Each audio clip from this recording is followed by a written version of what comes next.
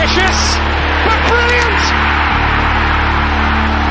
I don't believe it! I swear I do not believe it! And they are back on terms!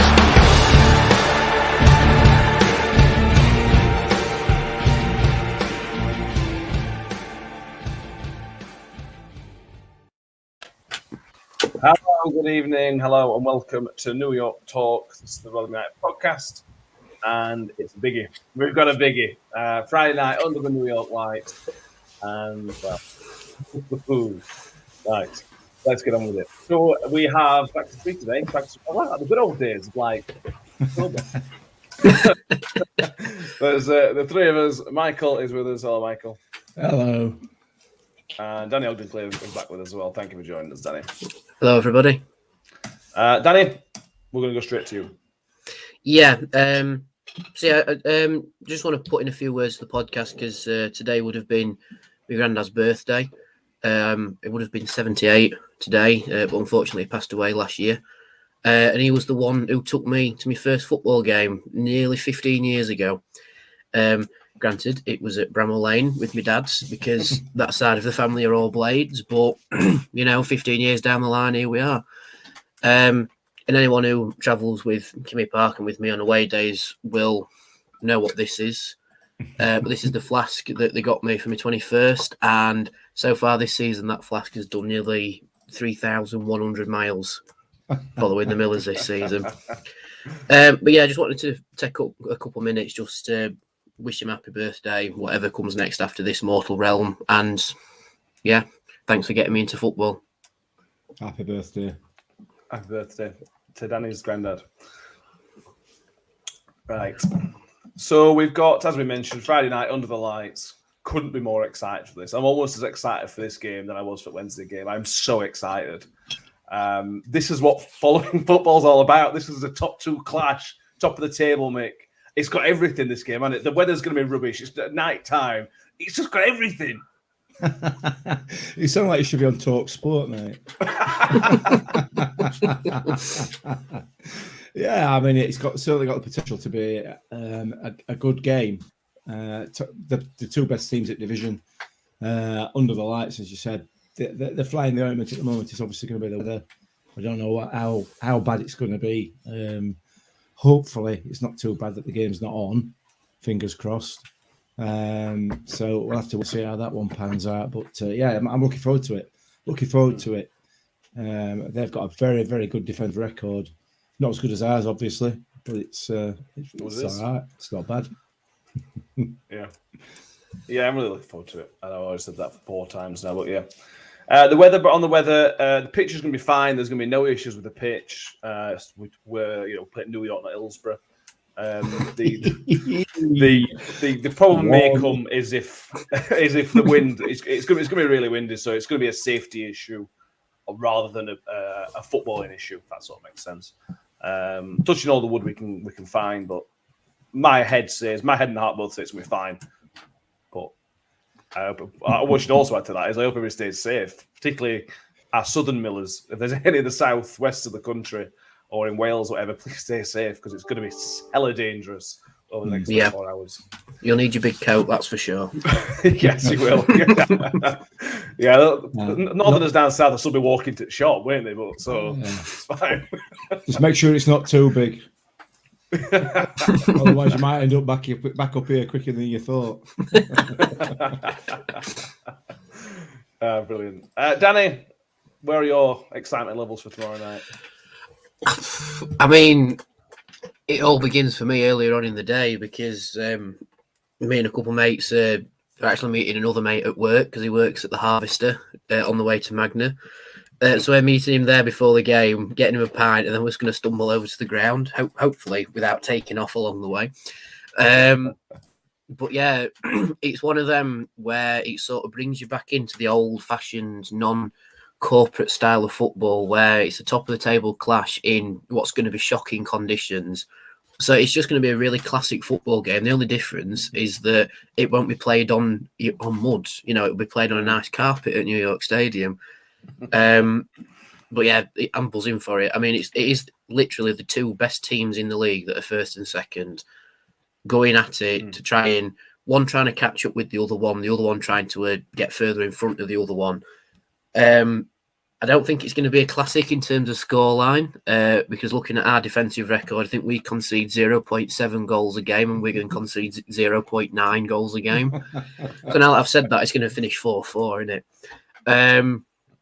But no, it is going to be a proper top end of the table clash, which deserves to be on Sky Sports for anybody who doesn't want to brave the weather. But obviously Sky Sports don't care about League One. They only care about the one rubbish local derby that they wanted to change the timings for. But yeah, so it should be one for the fans, this one. If you miss this one, you might end up to regret it because it's not on the telly, of course. But also it could be one of them proper dogged 0-0 performances. You know, it's one of them games where the pendulum is most likely to swing both ways, that you don't know what to expect from the game. That's how excited you are for it. And it's a sold out, well, not sold out, but sold out for current capacity, sold out. But also it's two teams that like weirdly get on with each other. You know, we don't have a lot of animosity towards Wigan. We have a little bit towards a particular player that our chat with Kirk Broadfoot tries to shine a light on. Obviously, you can't say too much about it. But other than that, it's one of them where it's like we're okay with the other one getting promoted as well. It's just one of them where it's like if you finish first, all right. If we finish first, all right. As long as we both get promoted, it's okay. You know. Yeah, so it should be good. It should be a good game, and I expect very little trouble after the game, which makes it even better because we don't want any of that like we had on Sunday with the Wednesday fans being rather upset, which I think is why their game against Accrington got called off because there were still tears on the pitch, weren't there, that made it really wet, you know. But yeah, really looking forward to tomorrow. It's going to be brilliant. Yeah, we're going to one of them clubs that sort of know the place. I think from a fan point of view. They know they're not a big club, and I know they had them years in the Premier League, but I might be wrong. There might be some really arrogant Wigan fans out there, but it doesn't seem they got above the station, if you know what I mean. They know they're probably a championship club, and I sort of respect that a little bit. Look at teams like Swansea who went up there, and when they came back down, there was definitely that arrogance about them. I never really got that from Wigan, so I do have a lot of time for them, to be fair. So let's see who we've got with us. We've got Gav Grundy with us. The Grundy's with us. Gab's with us and Steve's with us. Thank you for joining us, boys. F64 Miller with us, Harvey Kelwick, Paul Brock, and Alex. And we have Matt Goodwin. Hey up, lads. Up the Millers. Nothing decided tomorrow, but it's the type of game to be excited about, and why not? Especially after no fans last year. It'll be a great atmosphere and buzzing for it. Yeah, this is the type of game when we were in lockdown last year. These are the games we were desperate for. And it's the biggest game. It's the biggest one we've had since the Cardiff game last year. Obviously, like, the game was bigger because it was last day of season. This is the biggest game since then, in terms of the league and how much it matters. So I'm really excited. Let's look at some sort of negative news, though, Mick. So this isn't team news, but it's sort of injury news. And Paul Davis is reporting today that Grig's season is done. Surgery is required, which obviously has its own knock-on effects as well. Paul wants to talk about signing permanently for next season, which would be brilliant. But it's a blow for everybody. I know Freddie's scored, but to have somebody like Grig's experience in the squad would have been. I know it's still being around, but you know what I'm trying to say. Yeah, absolutely. It's sad for him, to be fair. More for me, in my view, more than for us. Whilst it's it's obviously not great for us, quite clearly, because he is such a good player and an experienced player level as well. But more for him really, because his season's up, and as things stand at the moment, come June, whenever contracts are up, he ain't got a job at the moment, has he? So hopefully we can get a deal done with him, because it would be nice. I mean, he is, I guess, kind of coming to the back end of his career now, isn't he? So I don't think he's going to be in any position to sort of command wages that Sunderland were offering. For probably not from anyone. But you never know. We'll have to wait and see on that one. But it would be nice if we get him in for next season, just purely for his experience. But we've got Georgie Kelly there waiting. He's quite clearly fit. So whether he's match sharp is another matter. But it's not a massive concern. Let's be fair. From a season point of view, anyway. Yeah, that'd be great to have next year. And to be fair, this is a side effect of it, but it might give us a better chance to sign him being injured.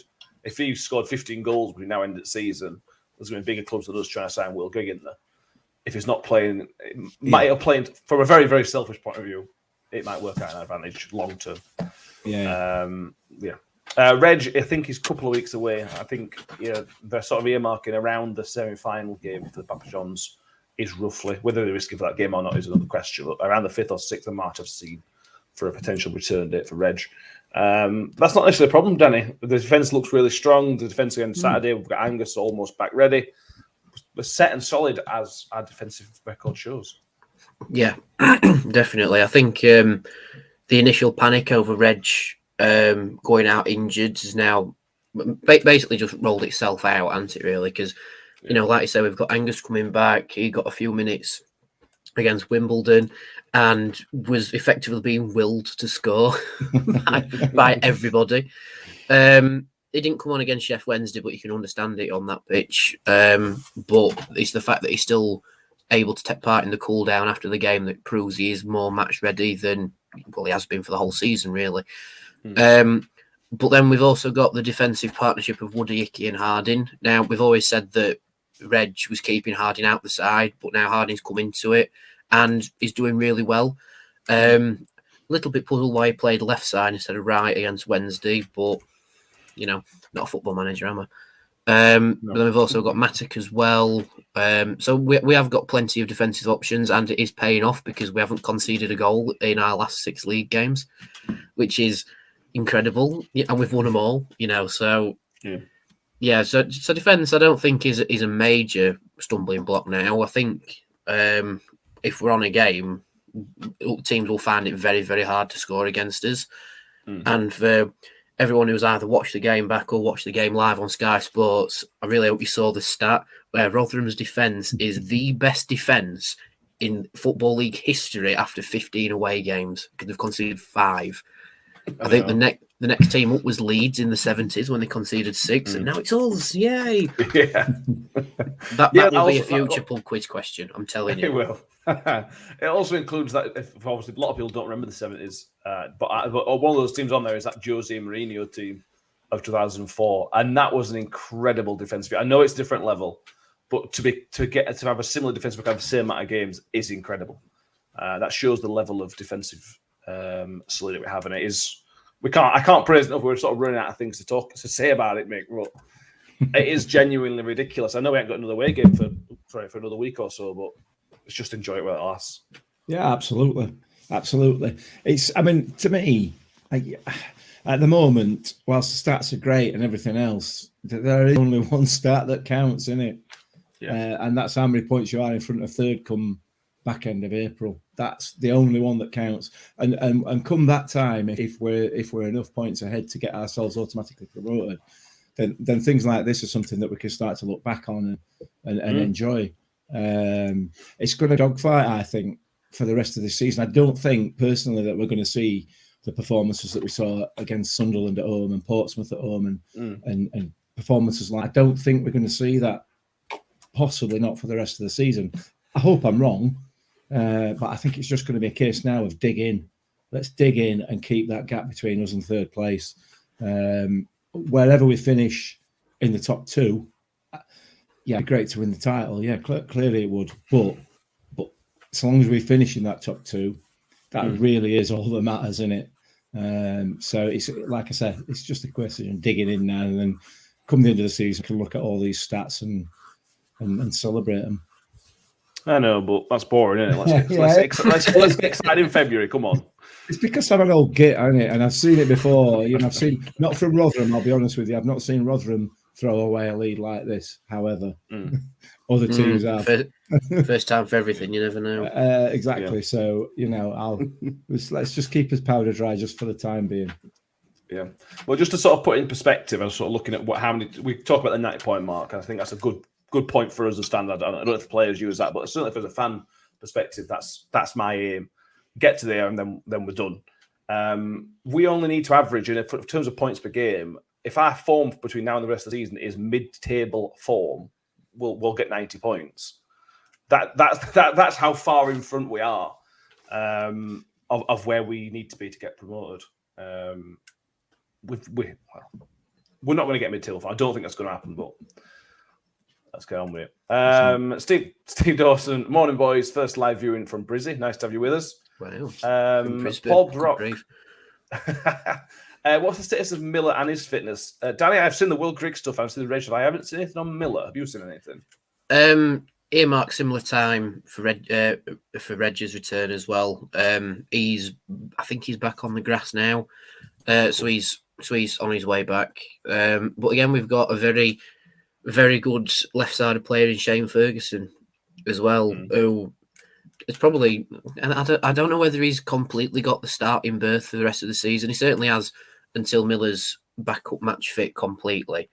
But as we saw against Wednesday, we could always bring on Aussie Tutu and then shuffle it round a little bit so we can have him on the right hand side as well, or on the left, and stick Chio up front with Smith, which is something that we have called for on the podcast. You know, he's like, well, that's the position he plays for Ireland. So you have, well, I have, but now we're starting to see it, and if he can whip his left foot round it like he did against Wednesday, it only takes a few inches. And I'm going to stop my sentence there because I know exactly what I'm going to say, and I'll probably get age restricted for saying it.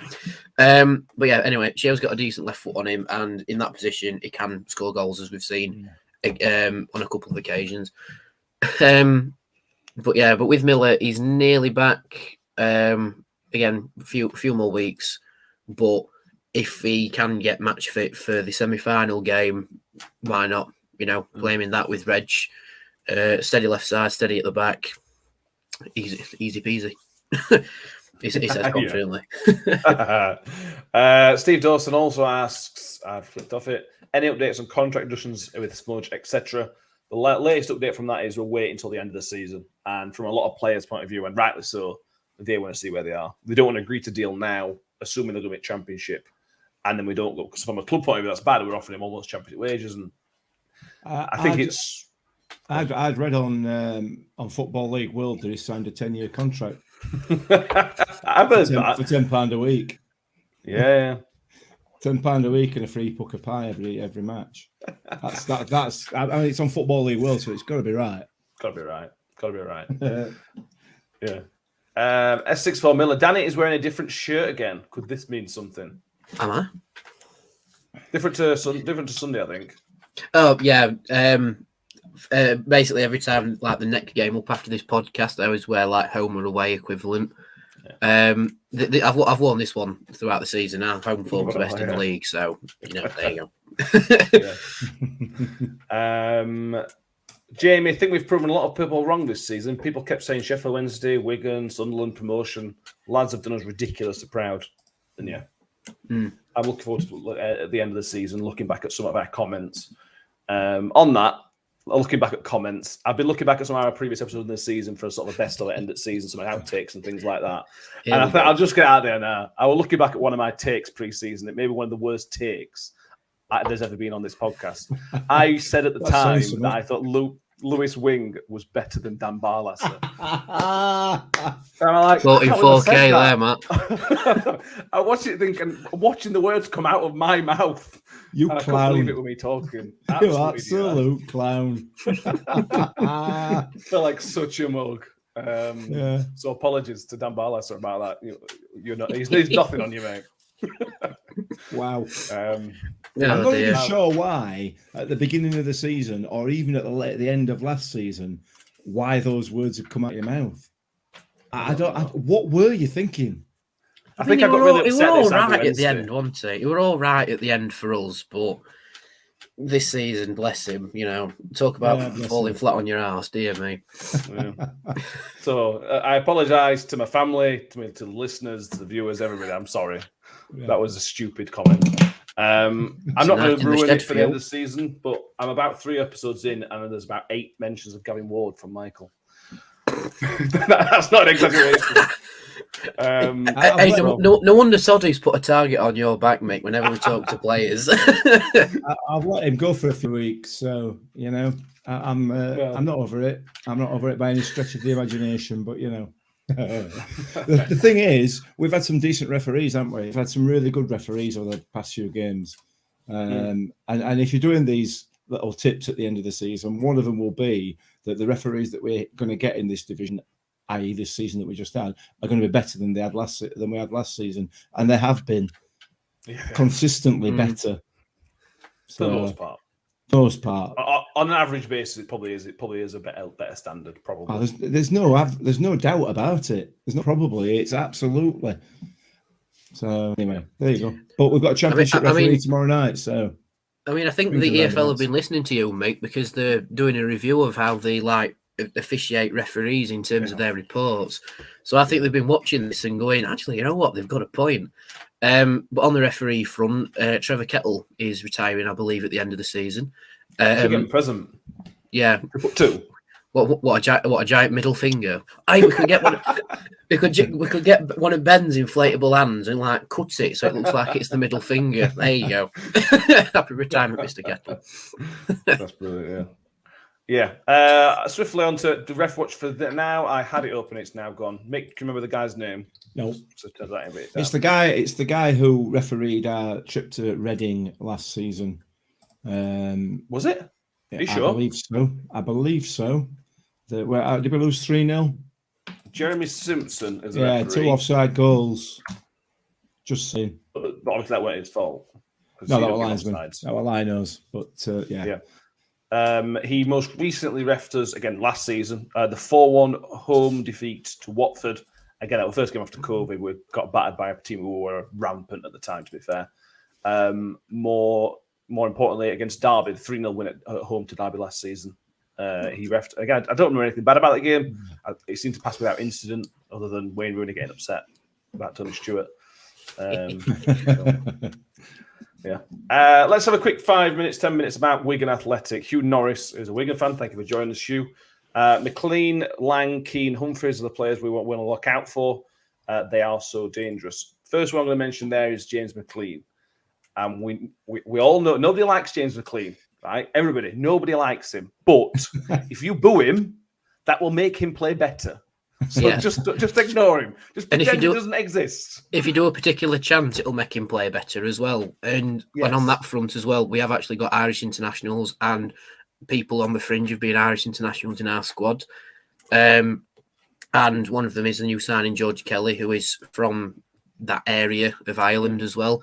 So don't do that chant. Say it quietly to yourself if you want to, but don't do it directed at James McLean. I mean, I think the vast majority of us disagree with some stuff that he puts out, especially the whole teaching his kids in a balaclava thing on Insta that he did a bit ago that he actually got, I think he got reported for. Did he get reported and banned for it? At least for a couple of weeks anyway. But don't do it so that our Irish players can hear you. I mean, they're not in the same mindset as McLean, but doing that sort of chant, like you say, Matt, does egg him on and makes him want to score against us. So if we welcome him, just go, "Hey mate, how you doing? Let's shake your hand." He won't know what to do with himself, so he won't score. There you go. I wouldn't offer to shake his hand and be nice to him, but I would just say, just don't be. You know the type of player; it'll just fire him up. So just bear that in mind, everybody. I'd check his hand, but wash it afterwards. Yeah, all right. Yeah, all right. He also mentions Cam Lang, Will Keane, and Stephen Humphreys. Now, Wigan are in a little bit of the boat that we were in last season, Mick, where they've had to play on Tuesday against Crewe, and now they're having to play against Friday. Not as intense as what we had last season, but it's almost comparable. And Lang and Keane both started and played the vast majority of the game on Saturday and the game on Tuesday. I think Lang scored on Tuesday. Now, he's got to do that. They're in a situation where he's got to play those players because they need to win the games. But it then puts extra pressure on their bodies, literal extra pressure on their bodies, because they're having to play so many games in a short space of time with minimal rest period. Yeah. I mean, it depends what their fitness regime is like, isn't it? You know, if it's anything like ours, then they'll have no problem. You know, they'll have no problem getting through 2 games a week for the rest of the season. I doubt that it is just based on what we know about Paul Warne and his team and how rigorous that fitness regime is. So, I mean, it's all good for us, isn't it? You know, I do feel for him. I do feel for him having a fixture backlog.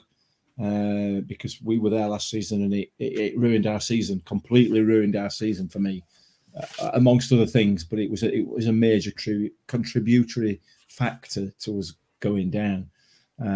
So, yeah, I mean, from our point of view, you know, we lose. Does it really matter? Does it really? Maybe it does. We're still 11 points in front of third, you know.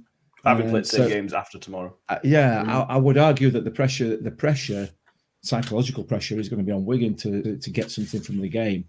Because obviously, if they lose, then that puts us a 3-point gap. Should they win their games in hand, it still puts us 3 points clear of them. So, I don't know. We're going to be reasonably well rested. We didn't really. And I don't mean this to sound like I know it's going to sound, but we didn't massively overexert ourselves over at Swillsborough, did we? You know, no. We soaked up the pressure, took our chances, and walked away with a stripy shirt and a black mask on, didn't we? You know, which just makes it all the sweeter. So, I don't know. It's going to be a tough game because of the conditions more than anything else for both sides. So if they're more tired than us, happy days from our point of view. But Gerald Simpson makes a potentially valid point. Do you think it could have the opposite effect with being Matt Sharp playing all the games? And also, to add into that, they've won 2 in a row. Last season, we were playing all the time. We were bottom of the table struggling. If you're winning, Danny, what all the professionals tell you that if you're winning, you want to play every other day almost. Yeah, I think so. And I think, like I say, with Matt's sharpness, they'll certainly know what they need to do to get the job done. But their last loss came against Sheffield Wednesday. And I believe their floor in their last 5 is 2 wins, 2 draws, and 1 loss. So I think for Wigan that season, you can class it as a little bit of a wobble for Wigan. We did first when they were in that type of form, didn't we? Yeah, but I think as well, because we didn't play to our best when we were against Wednesday, that might also play into our favour as well, because we know we have to improve again to get a performance out of it. Like, it's one thing beating Sheffield Wednesday. I mean this in every sense of it. They're 8th. You know, and we beat them even though we weren't playing at our best. But with Wigan, they're to put it a different way, they're effectively like Rotherham, but in Lancashire. You know, because they are their best team, the second best team in the league, the best team in Lancashire in League One. We are the best team in South Yorkshire in League One and the best team in the league by default.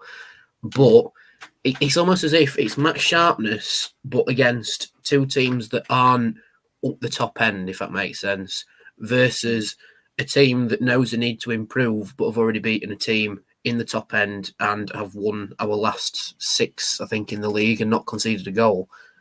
So that's why it adds to, like we said at the start, it will be a very good game. Not a classic, but a very good game, I think. It'll be a good advert for League One, unlike what Peterborough and Reading was. If anyone saw what Sky Sports had put, oh dear. Have you seen it, mate? I saw it was a good advert for League One, which is where they've both been this season. So happy days. Stuck it up, Dara. You look at like Championship this season, and it's ridiculous. It's genuine. Again, you go on points per game. Peterborough in the best position out of the bottom 3. If they continue that points per game, they'll get 32 points. I mean, that's not fair that we were in that league last season. How many points did we go down with? Was it 41 or was it 44? I think it was 44. It might be right at 44. Somewhere around there, anyway. More than 32, tell you that. Yeah. And Derby, having minus 21 points to have taken from them, are favourites to stay up. How? Joke of a league. Absolute joke of a league. I think the main question is, do you think Barnsley will beat our record low points total? I don't know. It wouldn't surprise me. It wouldn't surprise me. Oh, we should. Wow, we should. I know Joe probably won't listen to this, but Joe Beardsall from Very Old Other Podcast got engaged this week. Congratulations, Joe. Congratulations, Joe. He won Valentine's Day, proposed to his girlfriend in Disneyland in Florida. So he won. Unlucky everybody else, Joe won. All right for some, that, isn't it? Yeah. Our record against Wigan is rubbish. We have only beat them at home in the league 3 times ever. The last time of that was in 2016 on Boxing Day when we won 3-2, but we were 3-0 up, and they had a goal disallowed at 90th minute for 23-3. So we stuck on the line on that one. But they're a strange team. They're a bit like Wednesday, Mick. Our record at their place, it's not actually that bad, but our record at home is just rubbish. Yeah. Well, we've broken enough records this season already. That's true. So, another one won't matter, will it? Listen, we if we play to our ability, we will win tomorrow night. There is no question about it. If we can play to the level that we know that we're capable of, we will win tomorrow night. However, there's obviously more to it, isn't there? You know what I mean? So, look, we just got to step up a level from Sunday, because we weren't good enough Sunday. And then just if it comes down to having to grind out a result, then that's what we'll do. But we'll see. It's going to be interesting. It's going to be really interesting. It's a shame that we are going to have the Storm come in and win Owl in an all-round stadium. It's a real shame because as you said earlier on, it would have been a really good advert for League One football. I don't see that it is going to be, to be honest. No, I mean, let's be fair. It's going to be like playing on Erin-Thorpe playing fields, in it. In terms of the wind and. So the wind is meant to die down around kickoff time, but it's still going to be really bad. The worst I can remember in New York, Mick, I don't know if you remember, is when we were playing late in Orient when Frex or Rev scored that last-minute goal at New York, the 13-14 promotion season, when they were top at league. And how do you expect me to remember that, Mark? I don't know. Well, anybody that will remember it because their goalkeeper took a goal kick. And it came back for a corner. It just took it back and it bounced on a bar. So we might be seeing another one of those. Right, where are we? Two Norwich makes a very valid point. Just like you lot last year, we've been playing pretty poor last month or so, but have been grinding out results. Sign of a promotion winning team. Yeah, I watched most of their game against Crewe on Tuesday, and Crewe matched them. To be fair to Crewe did all right. Apart from the fact they clearly have no attacking players. They just couldn't. They got a ball in their areas, but then when it got to that 18-yard box, they were completely clueless. Still doing that thing where they passed to goalkeeper within 6-yard box from goal kicks as well, which is enjoyable. I wish more teams would do that. More teams should do that. I noticed Piggies were doing it on Sunday up to a point a couple of times. But then you couldn't run on that pitch. You couldn't close it down because, you set off to sprint and you ended up flat on your face, didn't you? So, that bog. A particular favourite from Wednesday game was the size of the near side touchline to the dugouts. John Brecken described it as they've painted it with a 10-inch brush, and it was like, yeah. Honestly, it was so thin. No wonder that ball stayed in when they nearly scored. Well, when they had the goal ruled offside because the line was so thick. But yeah, dear, linesmen have been out with just a big brush and just painted it. But now, certainly won't be like that on, well, tomorrow, actually. It won't be like that at all, because we have a nice groundsman who actually looks after his pitch and surprisingly good drainage compared to Hillsborough. Bearing in mind, we're next to a river and they're next to a river. Ours is better. There you go. Good thought. Yeah. Michael Fairbank, we owe them for the last kick of the game at their play at the DW. Hopefully payback is on the cards like it was for Wednesday. There was a symmetry of that, which we are fans of. Michael Mortimer reckons a 3-1 victory. One of the key questions about Friday night, Danny, from the Wigan point of view, is Curtis Tilt? Does he exist? He didn't play Tuesday, but he did play Saturday. So knowing Curtis Tilt, he's probably picked up another injury. But I don't know. I haven't been able to find any team news. I don't know if you've unearthed anything, but he still might not exist. I mean, hopefully our Wigan friend in the comments can enlighten us to this one, but I do think Curtis Tilt exists. Or at least he does on social media, but you never know. He might live in the Matrix. He might be a figment of our imagination. But in a weird way, I sort of hope he does play tomorrow. Again, because we actually know he exists, but at the same time, it'll be his first game at New York Stadium, having never played there in 2 years with the club that plays there. So I'm sure he's bound to get a very warm welcome. Sarcasm. But yeah, I mean, with Tilty, the least said about him, the better. He was another one that clearly didn't really want to be here. fair play to him. He wasn't as vocal as a particular individual at Bolton was, which is quite funny because he started his first game and lost 3-1. But yeah, let's just hope he does exist, and I actually really hope he does play because it's like, oh yeah, you do exist. Oh, Michael Smith just put you on your ass. Brilliant. Yeah. Hugh Norris has answered the question. I think we've been resting him for tomorrow. He's been brilliant, to be fair. Yeah. That doesn't surprise me. There's no doubt. Hey, listen, he's a good player. There's no doubt about that. There's absolutely no doubt about that.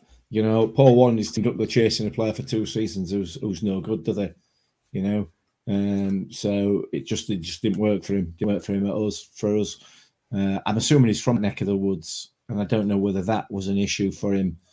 I think he's a southerner, isn't he? I thought he was from Northwest. You know, I don't know. Whatever. I know that he does like Lancashire because he was at Blackpool for ages, wasn't he? Yeah. Ages, I think for 2 years. But yeah, we'll wait and see. Yeah. Philip Halls is watching all the way from New Zealand. We are global. The global New York Talk. New Zealand, good lord. Yes. My sister lives in New Zealand. Yeah, I don't know where. I can't pronounce it. It's the North Island. I have no idea. One of them. Okay. One of the islands. Brilliant. Informative as ever, Michael. Kamara or something. I don't know. It's not any interesting, won't it? No, she won't be watching either because she don't like football. I know, that's true. So, yeah. Could call it anything. Let's go with our lineups. So we're probably not far off unchanged, Mick, unless I'm missing an injury. Oh well, you'd assume Lindsay for Rathbone is probably the big change. Yeah, possibly. I don't know what the thinking was behind bringing Jamie Lindsay off on Sunday, whether it was just to change it up, whether he was put on in the first place to look at Barry Bannon and it affected our shape, or whether there was just an issue with the way we're performing. I don't know. So he may or may not start tomorrow. I suspect he won't. I suspect Ollie Rathbone will be back. And other than that, I don't think there's going to be a change. I think it's Rathbone for Lindsay. Freddie will start again. He's got to always score, hasn't he? You know, and he does this. You know, we've said it time and time again. You know, he has a drought and then bangs 6 in 4. You know, he's had a drought and he's just got one back. So, if you want a little side bet, I suggest you might put a 50p on Freddie scoring tomorrow. Yeah, he does it every time, doesn't he? Yeah, it does. And what I'll say is fair play to Paul Warren for picking him on Sunday. I don't know whether we discussed this podcast. Yeah, we did. Yeah, I had him in my fan hub team, so I got 11 out of 11 on Sunday. I got 10 out of 11.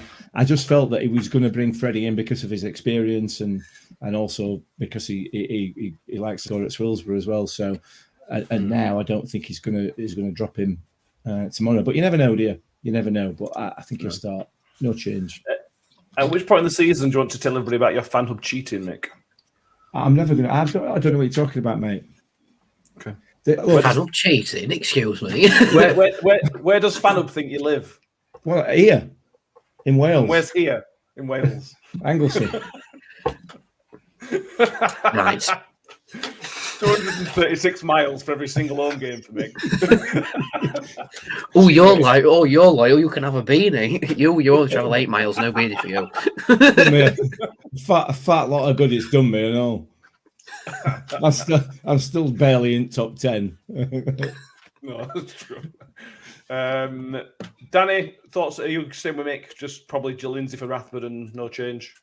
Yeah, I think so. It depends on how we want to marshal the game. I think Lindsay's a better marshaller in midfield, so he might be brought on later in the game to try and stop Wigan scoring late on because they've made a habit of that this season. But yeah, for me, more or less unchanged. Maybe swap Icky and Harding round at the back, so Harding actually plays on the right-hand side. But other than that, I go unchanged. Yeah. And just to put a bit of the frighteners up, Hugh Norris, the Wigan fan, giving us his predicted lineup. And there's some really good players in here. Derink was a very good player. Tilt, we know, is a good player. James McLean's a very good player. Power's a very good player. Graham Sheehan's a very good player. Callum Lang's an excellent player. Josh McGuinness is a brilliant player. Just won the league last season with Hull. This is a proper team. And the difference between this and something like Sunderland, Mick, is this is a proper team who knows what they're doing. Yeah. But so does ours. So does ours. I'll be honest with you. I've heard of some of those players. I don't know. I don't watch Wigan, so I can't comment on how good or otherwise they are. They must be decent because they're second in division. You know. Yeah. So the points total tells you. But I will back my team. I will back Rotherham United against anybody in this division, and probably just about anybody in the division above as well. I am absolutely not a problem with that whatsoever. None at all. Cool. Fair enough. Quite positivity. Right, we're going to have a quick word from Manscaped because why not? And then we're going to come back with... I put it on screen. It's been on screen for the whole of this podcast so far, and you still got to try and embarrass me in front of everybody, haven't you? Well, the audio listeners can't see you, if that helps. All right, that's fair enough, yeah.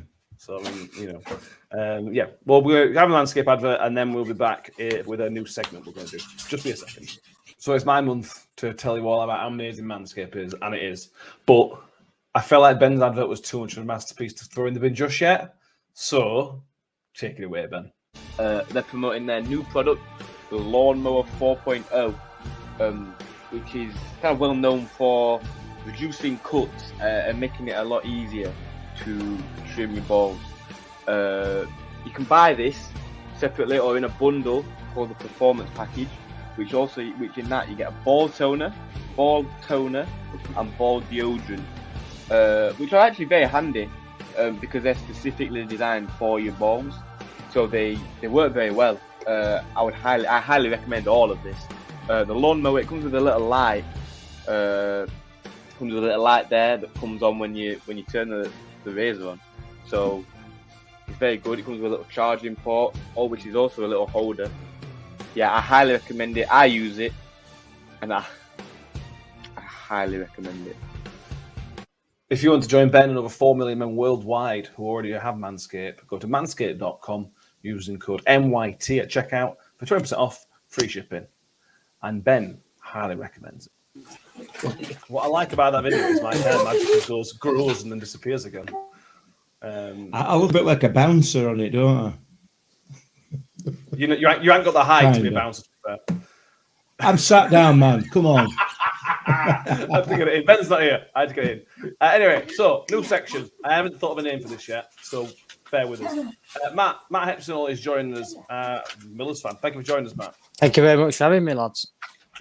So the idea behind this is, and we're going to try to do this more often, is that we're going to be Matt in the future with other fans as well and ask a question. We're going to have a quick chat about not necessarily the Wigan-related game, but we will have Wigan-related chat with you as well, Matt. And then we'll just talk about Rotherham United. So, brilliant. Matt, thank you for joining us first of all. Nice to have you with us. Thank you very much. Nice to have another Matt in the building. What would you like? What's your question? My question is to you all: what is your favourite moment under the Paul Warne era as manager? As manager, I'm going to get a sneaky one in. I'll come to you last, Danny. Yeah, please do. Yeah. At least give me some thinking time. There's been so many. Right, I'm going to go for the generic answer because it was my first trip to Wembley, so I'm going to say 2018 playoff final. To watch it, to still be able to watch it back and to see Paul Warne thinking Richard Wood's going for celebration, runs straight past him and celebrates with his family. But I'd say that's my favourite one purely for what it means to me, but also for Warne as his first promotion as manager and his first full season as our manager. So, yeah, I'll go for that one. I'm going to go for his first game as caretaker at Burton. I know we lost, but to see the caretaker manager come out and take the warm-up before kickoff was I've never seen before and we'll never see again. It was just brilliant. And his post-match interview, as much as it was heartbreaking to see him upset about it, it just showed you what it means to him. It just shows what the club means to that man. And that was the moment, certainly for me, that I knew I wanted him as our manager going forward. He just meant the world to him. Mick, we've taken two of your answers. Mine's a bit of a cop-out. Mine's a bit of a cop out, and it's a cop out because my favourite moment so far is Sunday just gone, and before that, Right. well, it is. Before that, it was the game before it, and I'll tell you for why. It's because I've just spent the last 4.5 years watching Paul Warne grow as a man, as a manager, as a football person, as a supporter of this club. And it kind of surprises you week after week after week, you know, with the way he is with the press, the way he is with the fans, the way he is with the players, how he's brought players through, like Michael Smith is a perfect example. You know, it's just watching him develop. It's just an amazing thing to see, and the fact that it's so closely related to our club. You know, it's a thing of absolute beauty. But if you tied me down to one moment, it's his post-match interview after Cardiff. That means a lot. That means a lot to me. And the birthday message you sent to me as well. Oh yeah, Yeah. So you've picked about 5 minutes. Yeah. Like him in Ben. Matt, what's yours? Did you think of one? I mean, mine would be because I was there. Would have to be us beating Doncaster in the last minute back in February 2018 when Joe Newell put it in the bottom corner. Yeah, that has to be that has to be up there definitely. Yeah. Yeah. That were a great moment. That were a great 10 minutes of injury time. Yeah, absolutely. So we've just spent the first 40 minutes, Matt, saying how excited we are for tomorrow night. Are you really excited for tomorrow night? Oh, honestly, I'm buzzing for this. I really am. I do think we'll win it. I really do. You know, you're going through Wigan's players before. You look at them compared to our squad. You know, why not? We are where we are in the league for a reason. You know, first versus second. Stormy night. It's going to be a cracker tomorrow. It is. Josh Flesher we hope Wigan's strikers are involved in the game tomorrow as much as Mick is in the Manscaped advert. I like it a lot. Listen, Matt, you didn't see the movement. You didn't see my movement in that advert. My eyes were going from one side to the other very rapidly. Ben just kept repeating the same word over and over again. Yeah. Highly recommend doing one. If anybody else is watching, wants to let us know their favourite Paul Warne moment so far, let us know in your comments.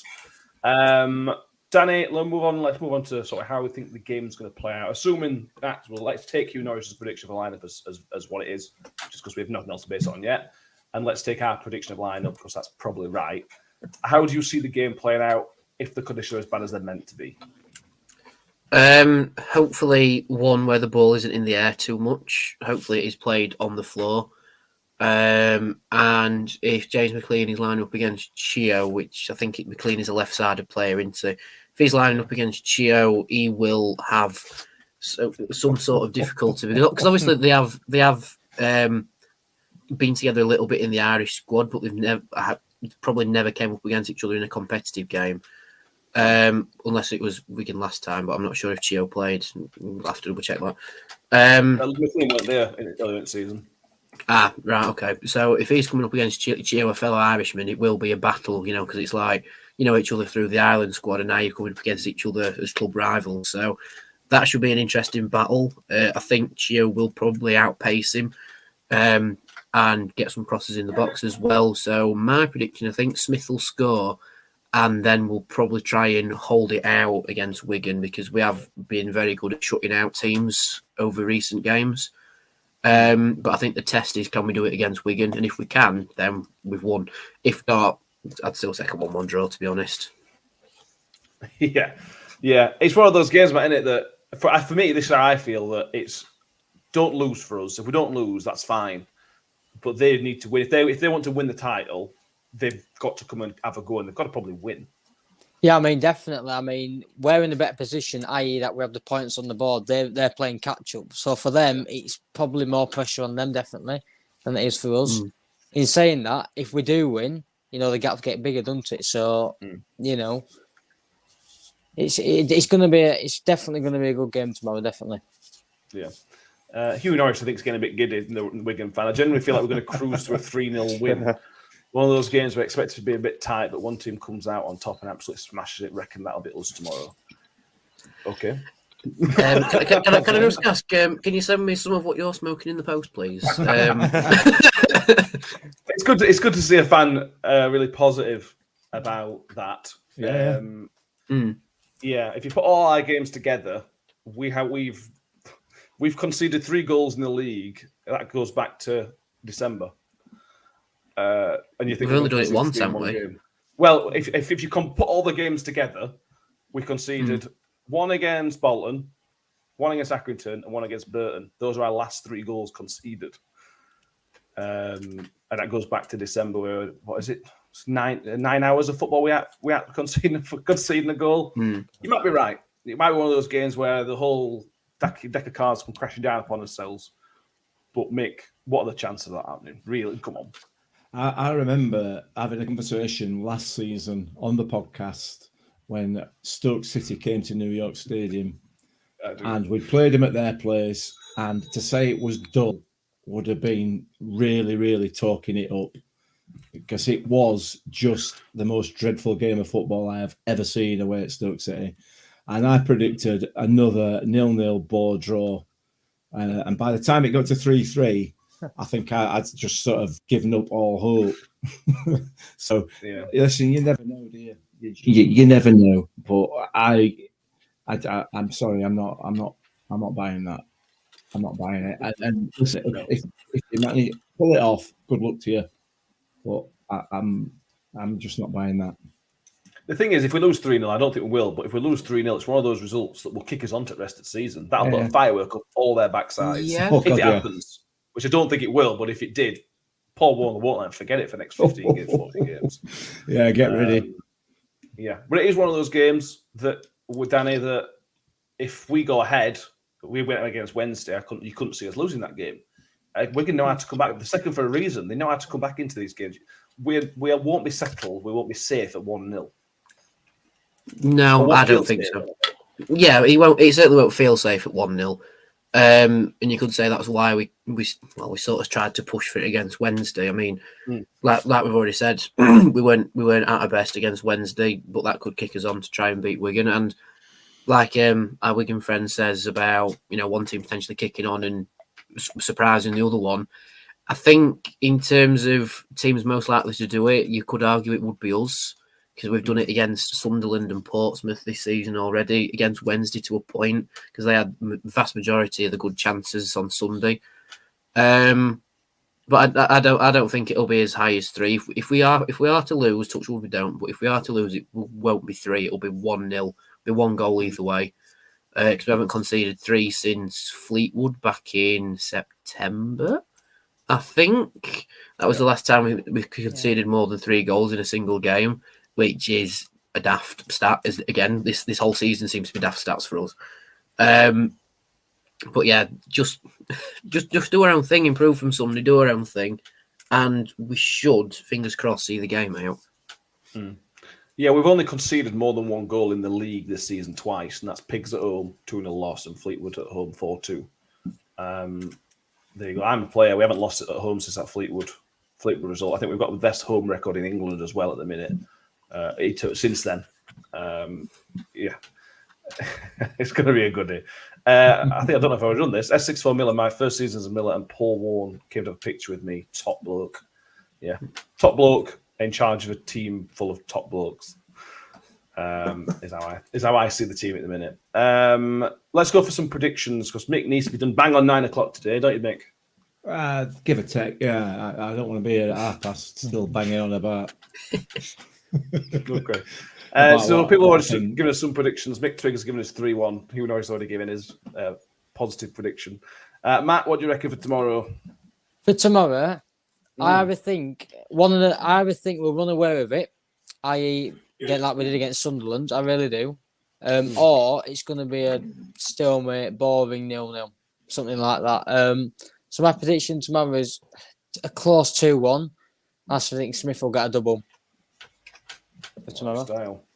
If they try and play out from the back, they will struggle. Yeah, which I think they try and do. I think they like to do that. Now we're settled, which we weren't when we played first time round. They are going to struggle. Jamie Miller 2-0. I'm a player 5-1. Easy win. I like it. I like it a lot. Paul Brock 1-1, Harvey Kelwick 2-1, Philip Hawes 2-1, Steve Grundy 1-1. Mick? Well, if they do like to play out from the back, and I think I've noticed that in the comments from one of the Wigan fans, but don't. Have a word. Ring up. Have a word. Because with greatest of respect, with the absolute greatest of respect, you're not good enough to do that. You're a League One team, same as we are and everybody else. You're not good enough and you will be punished, and we will punish you for doing it. No question about it. So if that's how they're going to play, then yeah, 3-0. If they start to play to the conditions and play the game that we don't like, i.e. spoiling, slowing the game down, etc., a la Acton, a la Wickham, then it could be a different matter. But we've not conceded in 6 games. That's got to come to an end at some stage. Probably. So depends how they're going to play. But if they're going to play out front back, well, I'm not wearing out other than a comfortable victory for us. Okay. Gerald and Simpson 1-0. Katie 2-0 to the Millers. Freezing Fury 2-1, I assume, to the Millers. Richard Dimbleby goes for a 2-2. And Freezer McFurry, not this isn't a prediction, but it says McLean is a threat. Man marking, and we will be fine. You've got to bear in mind the other players. Callum Lang's a hot property. Wilkins, hit and miss, but he's a dangerous player. This is the difference between these and Wednesday. These have got a number of threats. Oh, yes, we have as well. That's the thing. That's the difference. I am going to go 0-0. I'll happily take a 0-0. Danny? I'm going to agree with Mick. I think if they play to the conditions and the type of football we don't like, I could probably see Wigan sneaking a 1-0 win. But if they play out from the back and try and do it that way, they will get pressed to hell by our front 8, if you like. Because that's what we did against Sunderland. So we pressed the hell out of Sunderland and we scored 5. So if we press Wigan enough and they are playing out from the back, then could be 2 or 3. But factoring conditions, I'll probably say 1-0 to us, I think. 1-0. I like it. Brill. That's fantastic. Matt, I'll ask you about Sunday. How did you enjoy Sunday afternoon? We haven't talked about it enough on this episode. How did you enjoy that? Amazing. Absolutely. I absolutely loved it, mate, honestly. I mean, in the first half, I'll be honest, we weren't at it. And I think Paul Warne said what needed to be said at half time. We came out and we were an absolute different force in the second half. And yeah, limbs in the away end won't be forgotten. Let's put that for sure. I heard Danny mention they were crowd surfing at the back of the stand. Yeah. That's on the vlog as well. It's actually one of my mates from Kimmy Park, Craig. He came to where we were in the second half, and we're doing the whole celebrating, and I just pan across and he's there just celebrating. And the funniest thing, it's on camera. You sort of see everybody drop him, and you see his feet just go up like that as he goes down. And yeah, my other mate was crowd surfing as well. And I sent it to one of my mates at uni, who was a Sheffield United fan, and says, "Mate, they are the best limbs I've ever seen." So yeah, Sunday were just unreal. But one special mention has to go to Jamie Lindsay, who tackled Barry Bannon in the opening 5 minutes and then celebrated with the crowd after he did it. That were brilliant. I really enjoyed that bit. A couple more predictions coming through. Steve Cooper 1-0, Cheryl Stone 2-1, Reg 2-2. Mick, on Sundays, you're the only NFL fan I think we have with us at the moment, so I'm going to ask you about it. Now, not to talk about Super Bowl. What I do want to ask you about how you feel, what your thoughts are on Akin Fenwa getting permission to miss the Wickham game so he can go and cover the Super Bowl. Which I think is crazy. Yeah, it's Wickham, isn't it? That's Wickham all over. Listen, I haven't got a problem with Wickham at all, and I certainly haven't got a problem with Akin Fenwa whatsoever. I mean, he's a top bloke. I've got a problem with the way Wickham play, obviously. I mean, who wouldn't have, it's like, whatever. He's coming to the end of his career now, isn't he? He's not a player last season. Yeah, I think it is, isn't it? Yeah. He's not a player because of his bulk, because of his size and age. Couple those together, he's going to be able to play 2 games a week, or even a game a week. So why not? I hope he enjoyed it. It's a hell of an event. if you like American football. So I think Ben got his tip right as well, didn't he? He said back the Rams. Did he? Yeah, he did. He did. I think. I thought it would. No, Rams. He said Rams were going to win it. I think they won it. Did they win it last minute or last 10 seconds? I didn't watch it, so I don't know. Oh. So, but I'm sure we're happy. We were, yeah, I saw that. Steve Dawson, 2-2 to get his first for the club in a 3-1 win. Yeah, I think we'll see 2-2 again. I think it's similar to the Wednesday game. I think we'll see him late on. He looks a prospect. Does that? He did, yeah. Very much so. I think I've ticked everything off on the list. Let me just check my thing before anybody else asks any questions. No, I've got the right notes up and I've done them all. Anything else from Saturday, Tuesday ahead? Anything else that we need to cover or need to talk about? It's just remarkable that you actually make notes, Matt. Well, I made literally like bringing behind the curtain. I made 2 notes. And then when I came to load my notes up, I loaded the notes up for the last episode, which is why I couldn't find the referee information because I was looking at last week's notes. Well, so, look at Dan Isdale refereeing again. 2 games on trot. Yeah. Gerald Simpson, when do we think we'll see Georgia Keller? I think it's a good question. Well, Danny, soon. They may even be earmarking the cup game as a chance to give him some proper minutes. I mean, it could be tomorrow. You know, if we decide to start Smith and Ladipo, and I don't know, we need that more of a creative option up front. It could be tomorrow, or it could be Tuesday against Morecambe. I think maybe Tuesday against Morecambe could potentially see him coming because it's not like one of the big we need to perform sort of games in terms of, you know, like playing the teams that are around us. I mean, but yeah, we could see him very soon. I mean, he looks fit enough, doesn't he? He looks fit enough. He looks match fit. He's already involved with our fans after full time against Wimbledon.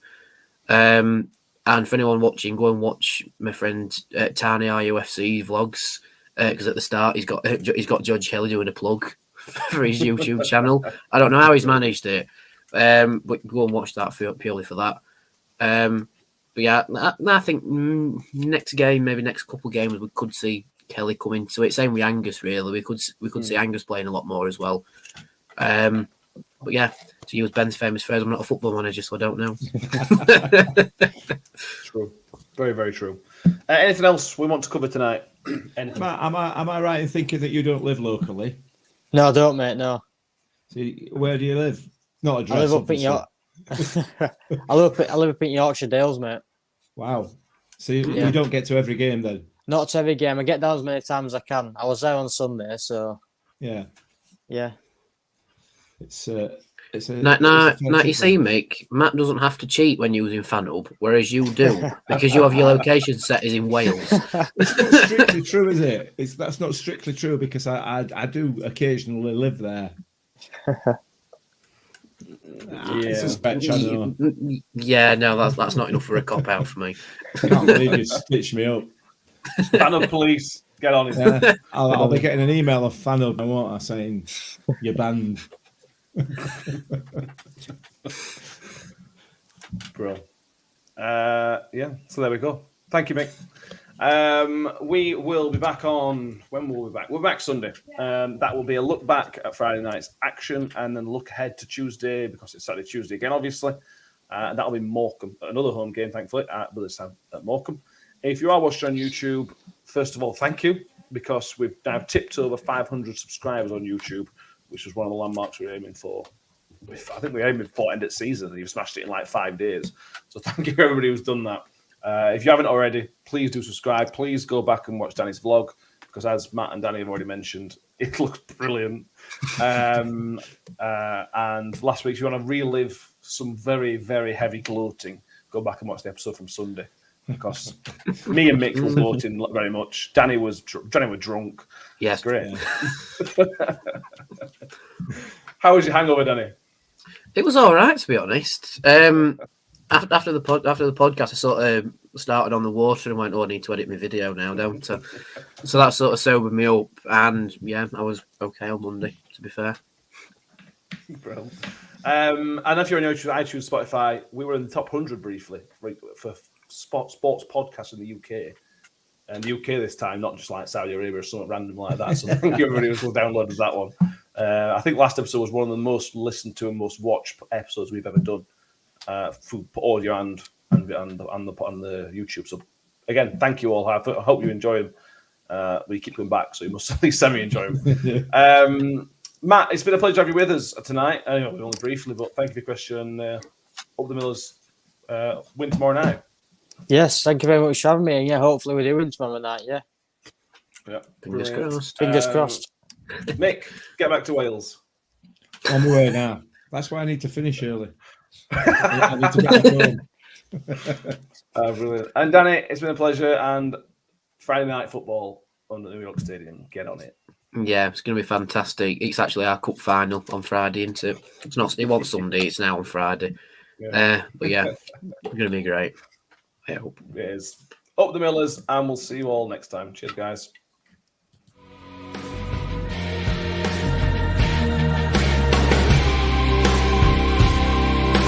Freddie's on one-on-one. Freddie turning shoot. Can Freddie shot?